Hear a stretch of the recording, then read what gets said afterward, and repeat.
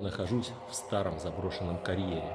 А еще это был и винный завод, и пивный погреб, и еще и дискотека. Но в одночасье вся эта деятельность резко остановилась.